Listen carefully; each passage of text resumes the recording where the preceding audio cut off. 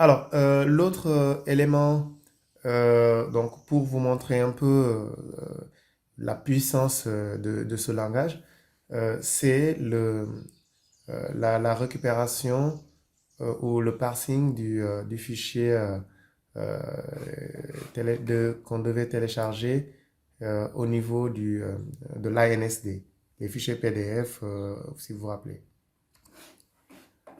Alors, donc là, on va chercher rapport ANSD. Et donc là, sur le deuxième lien qui contient, donc rappelez-vous, c'est le lien qui contient les différents rapports de l'ANSD. Alors, si nous faisons avec WK, avec wget, on peut récupérer le contenu de la page. Donc là, donc on va le déplacer, on va le renommer plutôt, on va lui dire liste rapport .html. Alors, si nous faisons cat liste rapport HTML, donc on voit que c'est le fichier PDF, enfin le fichier HTML que nous avions qui contient des liens PDF. Alors, la première chose, c'est que nous allons faire AWK et nous allons lui dire les lignes qui contiennent PDF.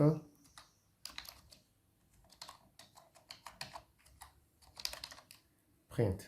Donc là, il va afficher les lignes qui contiennent le mot-clé PDF. Et la dernière fois, pour les récupérer, on avait utilisé les guillemets comme séparateur de ces lignes-là. On avait pris une, deux, trois, quatrième colonne pour les avoir. Donc ça, pour le faire, comme on a déjà vu, c'est -F là. Donc là, on utilise le guillemet simple pour séparateur. Et donc, là, au lieu d'afficher toute la ligne, on va afficher seulement la quatrième colonne. Et vous voyez qu'en une seule fois, on a pu récupérer l'ensemble de ces fichiers. Enfin, on a récupéré le lien de l'ensemble de ces fichiers. Alors, il est possible qu'on n'ait pas besoin de tous les rapports, mais qu'on a besoin seulement d'un certain nombre des rapports spécifiques. Par exemple, supposons les rapports ODS. Alors pour ça, on peut faire un test ici. Par exemple, pour lui dire if, par exemple, $4, si $4 contient, par exemple, rec, alors print 4. Donc là, ça permet de sélectionner seulement ceux qui nous intéressent. Et ça peut être même encore plus intéressant lorsque vous voulez vous assurer que ce sont des liens. Par exemple, là, si vous voulez lui dire si ça contient HTTP, là, et $4, $4 et contient aussi le mot rec.